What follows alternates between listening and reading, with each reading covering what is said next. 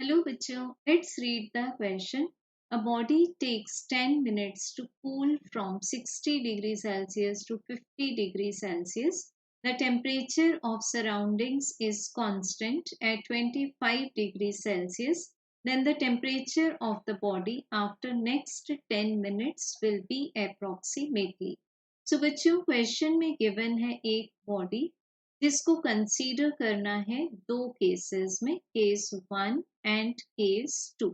सो बच्चों केस 1 में body 60 degree Celsius से 50 डिग्री सेल्सियस तक कूल होती है in the time of 10 minutes. और सेकंड केस में हमें फाइंड करना है कि अगले 10 मिनट में वो 50 डिग्री सेल्सियस से किस टेम्परेचर तक कूल होगी। अब बच्चों इस केस में सराउंडिंग टेम्परेचर 25 डिग्री सेल्सियस है जिसको हमें एज्यूम करना है कि वो कांस्टेंट है। सो यहाँ अप्लाई करेंगे हम for the rate of cooling of a body Newton's law of cooling. So बच्चों न्यूटन्स लॉ ऑफ कूलिंग के according the rate of cooling that is d by dt of theta is directly proportional to the temperature of the body minus the temperature of surrounding। मान लेते हैं कि ये excess small है that is less than 10 degree.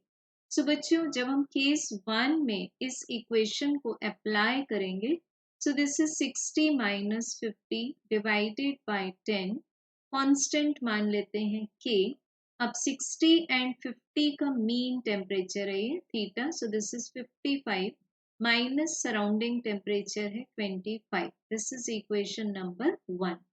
अब लेंगे बच्चों हम इक्वेशन नंबर 2 के लिए case number second. Temperature difference है 50 minus theta and the time taken is 10। This is equals to k।